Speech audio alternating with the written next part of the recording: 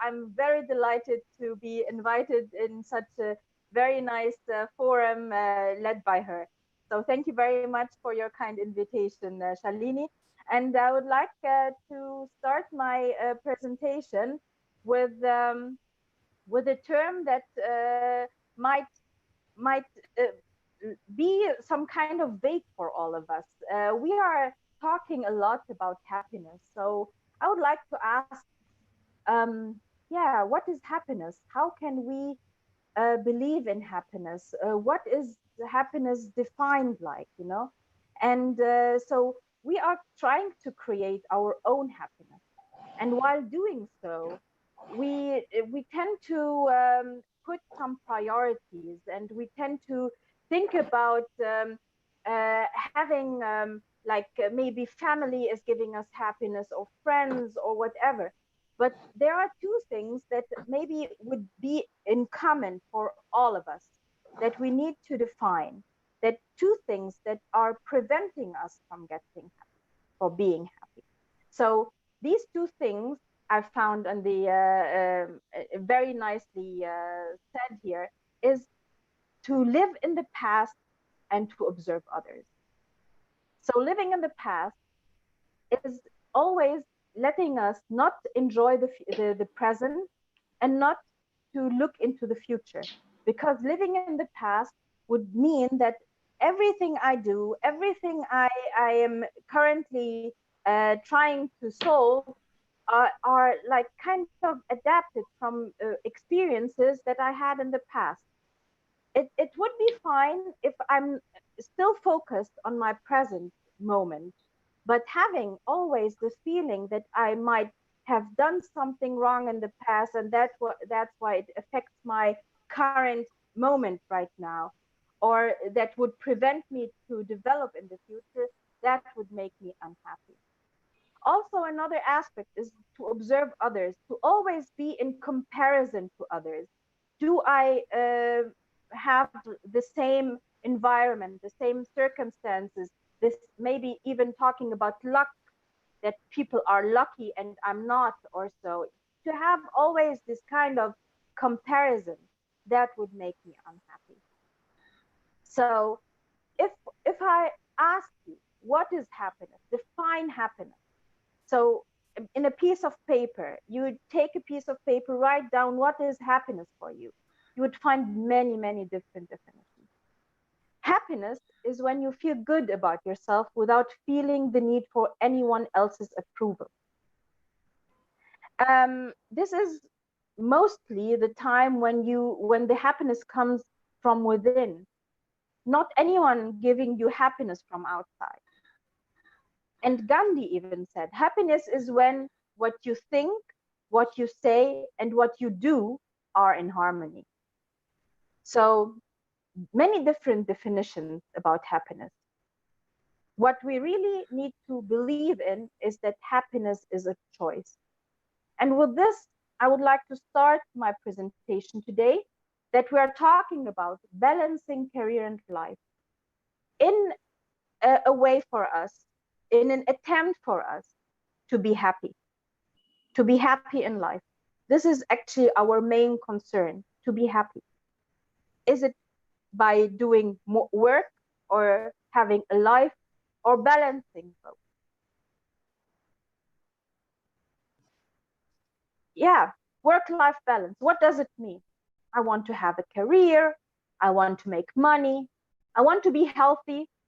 I want to have a family, raise good kids that are well educated, have loving husband, a nice, also a bigger family. Maybe when we talk about family, it's not only about the family that is a husband and kids, but also the bigger picture, the mother, the father, the all the relatives I have.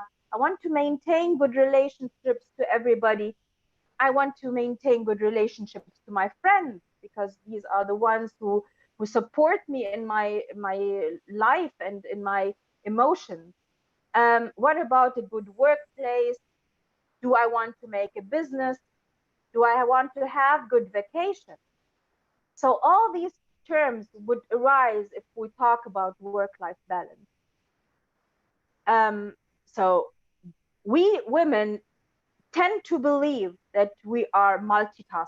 We would like to have so many different hands, do this, that, everything at the same time. Are we capable? Yes, we are. Yes, we are. Many of us are super women. They can do if they believe. But what we really need to focus on is to have strategic plan for a work-life balance. Otherwise, we would go into stress. So many stress factors are there. We have major causes of stress are pictured here in this diagram. We might have career concerns in terms of, yeah, are they going to lay me down or are they going to keep me? Am I performing well or not? Sometimes I don't even find myself in my environment, in my workspace. Do am I assigned a good role? Am I assigned? Do I participate in decision making? Do I have a conflict in my role with others?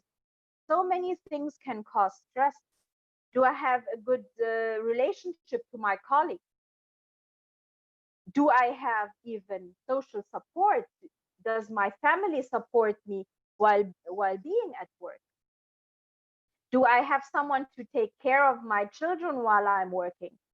Do I have interpersonal and intergroup conflict in my workspace?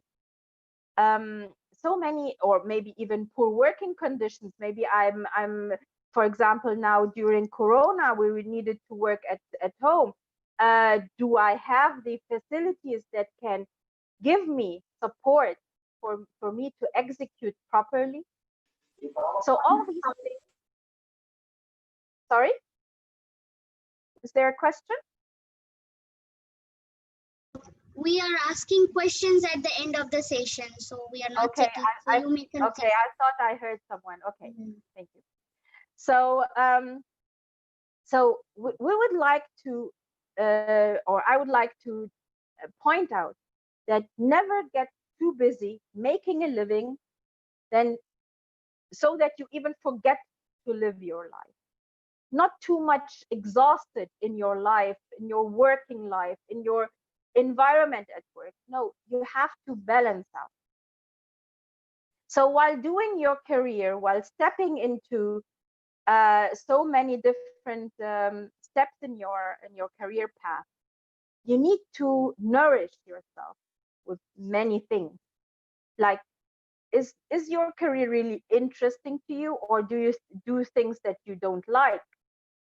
What kind of values can you input in your career?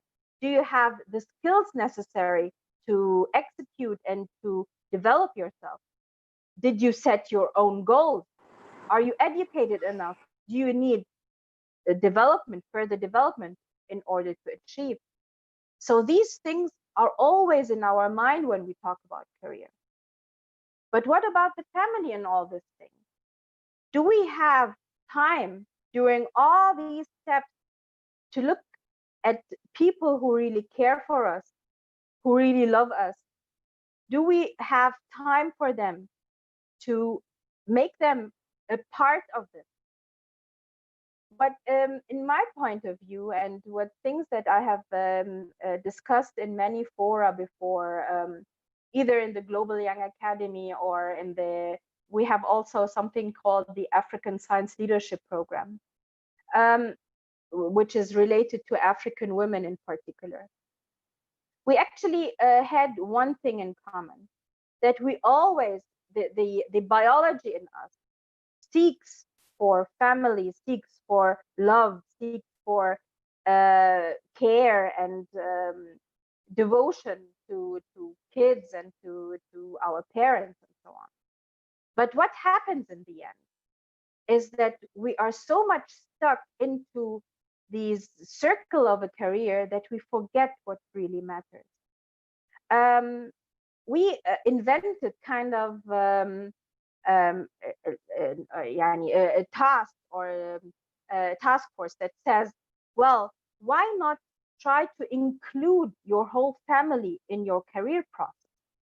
Make them feel with you, make them be part of your steps, because then, only then, they would be supportive, and they would know that when you are not there for them, that you are doing something very important that they know about.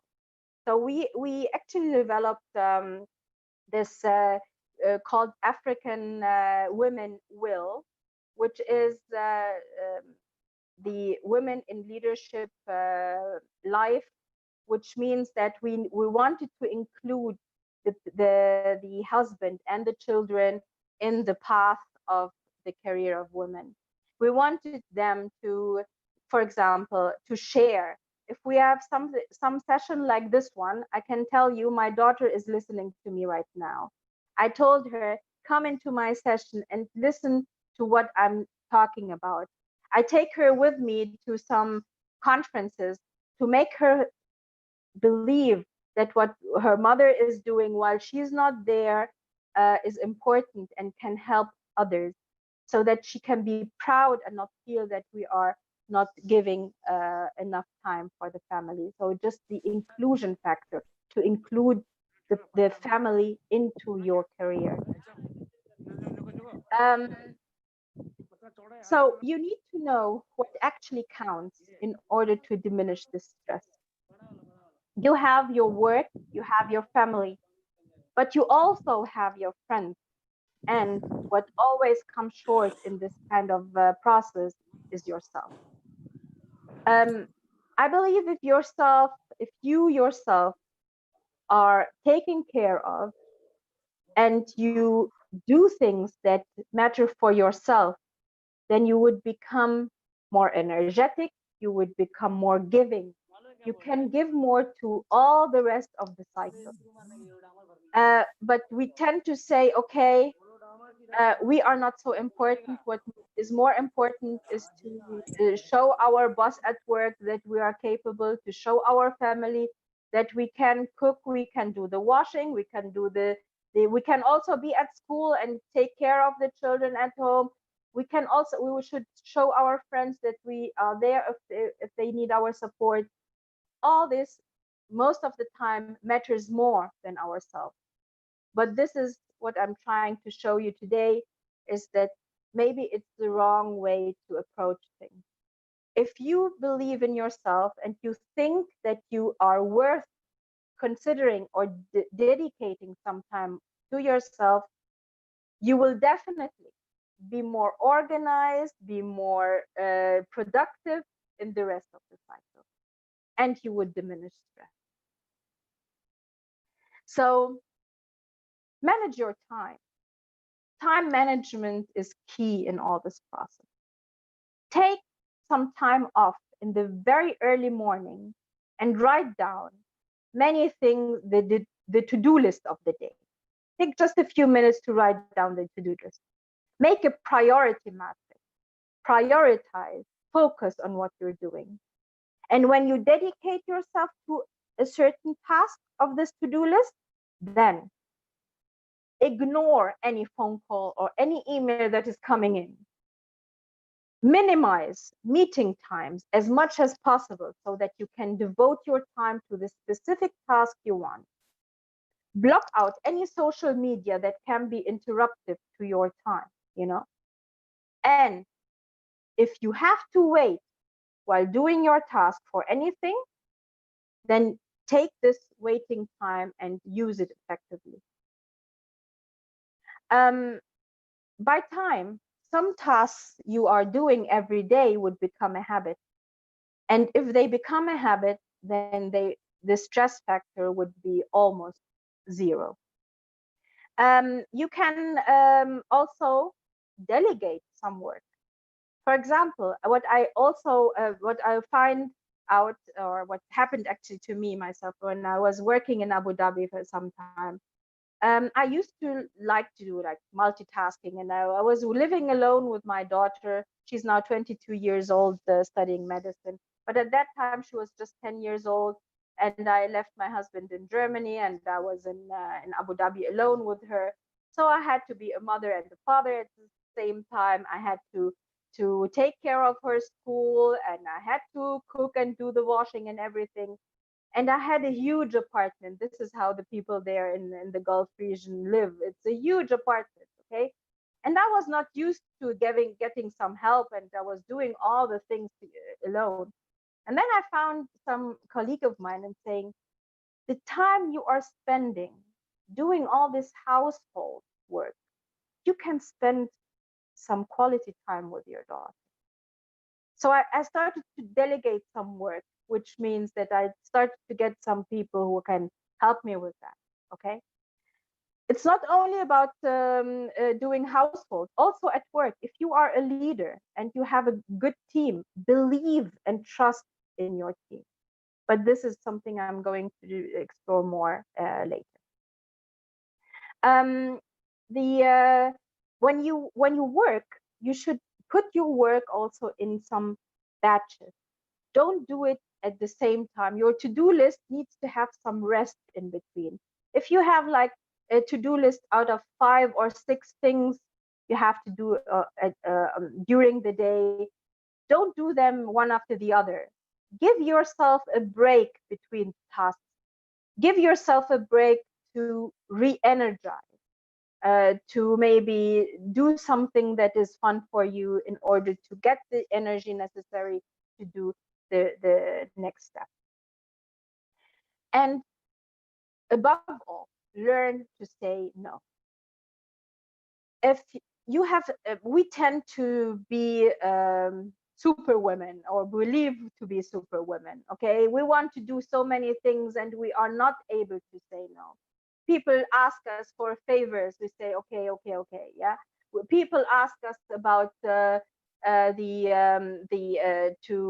for more work to do, and we are good in what we're doing. We can really be achievers. We can really be we are very precise in our the way we work, and this is how people like it, and that's why we are getting more work and getting more into other stuff, that we are overwhelmed with so many things, not necessarily things that we don't like, but the things that would take or consume our time.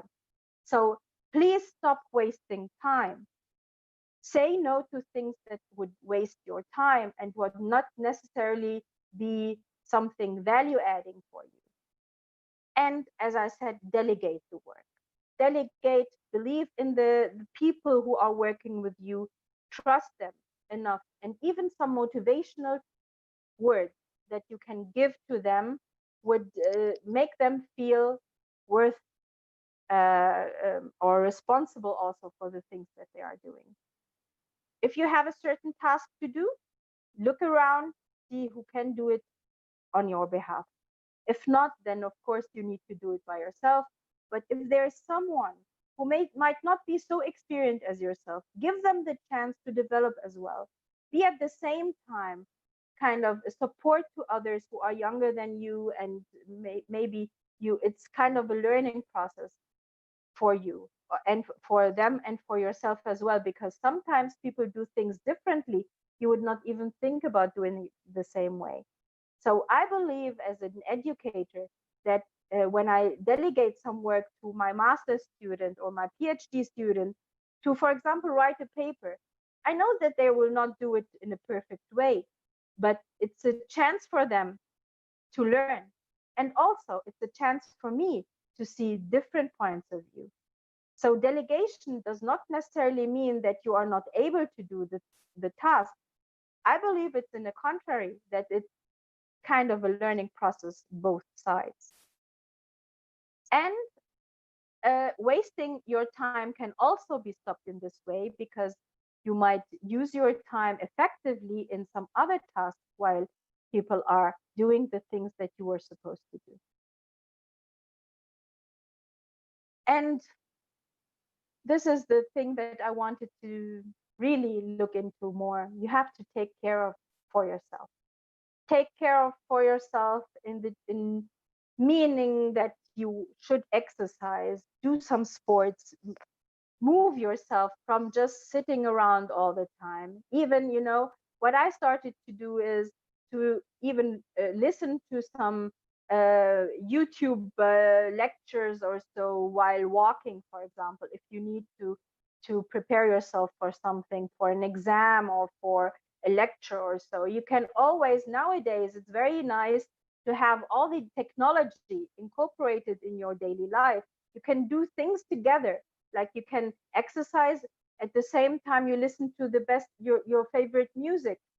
Some people should not are not exercising the way you see here on the slide, but rather go for dancing or so.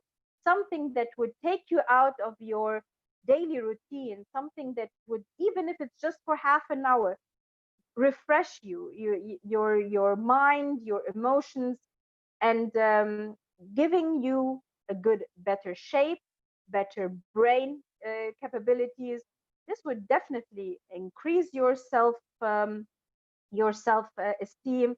It would definitely make you more productive in the end of the day.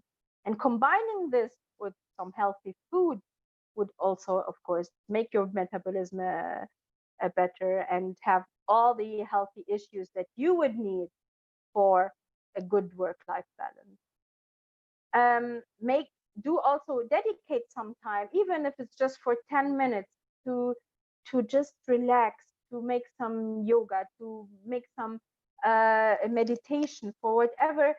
Whenever you just calm down, breathe in, breathe out, just take a time for yourself without anything. Even if some people do it under the shower, fine as well. You can just take a shower for 10 minutes, just relax, you know take off anything that can be destructive in your life. And most important is to get enough sleep. This is something we tend to not to ignore, and not to really realize that how important it is in our life. I would like to end my to end my presentation with the term mentorship.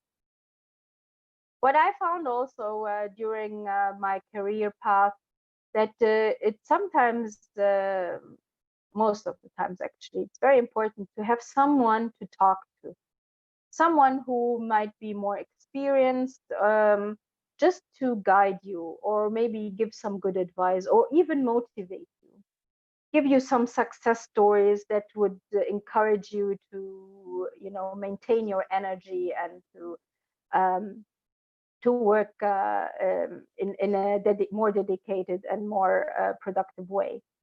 We also have peer mentorship, for example, at the Global Young Academy. When we meet each other, we learn so much from each other.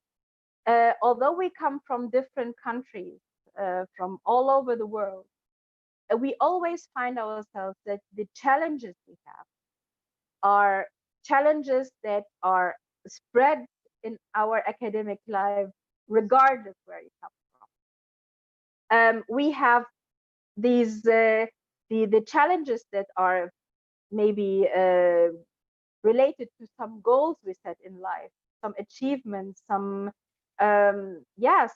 training that we are missing. We can encourage ourselves. We can peer mentor ourselves.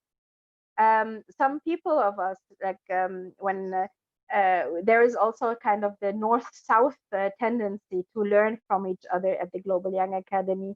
People from the global south would go to the global north and learn how people are doing effectively things there, and so on. So the mentors are very important in our lives.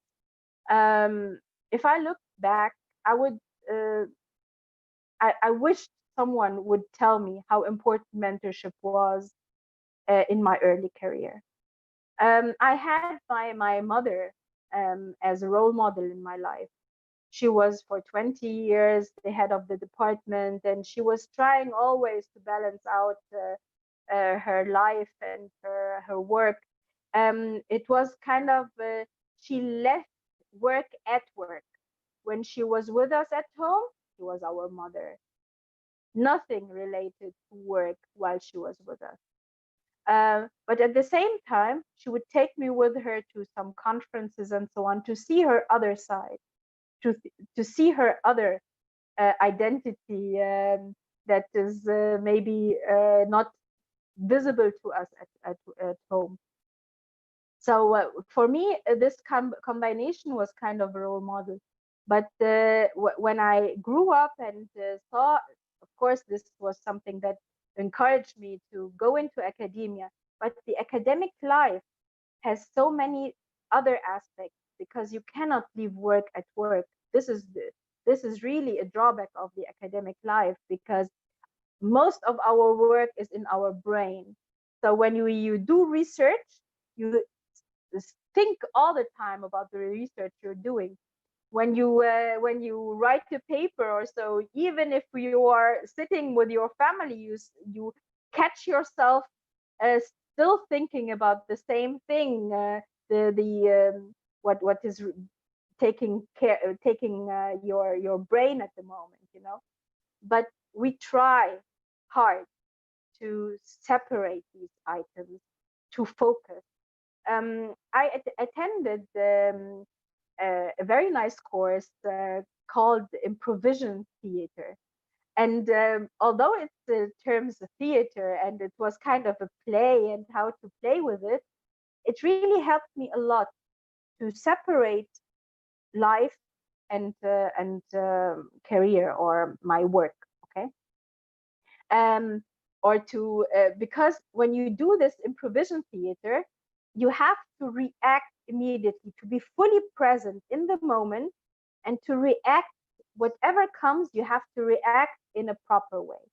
So this taught me a lot, that when my daughter, my little one, comes now, while I'm doing now this presentation, I need to be now I'm focused. I have to tell her, please leave me alone for some moment. But the moment I finish, I ask her, what did you want?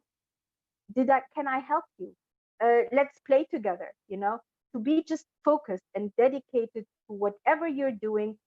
Have this improvisation thing that you can react to the moment, to in the at the proper time with the proper words, and be kind. So in the end of the day, I like this very nice this statement. There's no such thing as work-life balance. There are work-life choices, and you make them, and they have consequences. With this, I would like to thank you very much for your kind attention. Thank you. Wow, Ghada, why this talk got ended? I wanted to listen to you, and it was such a fantastic talk. Can you stop sharing the slide? Yeah. So audiences,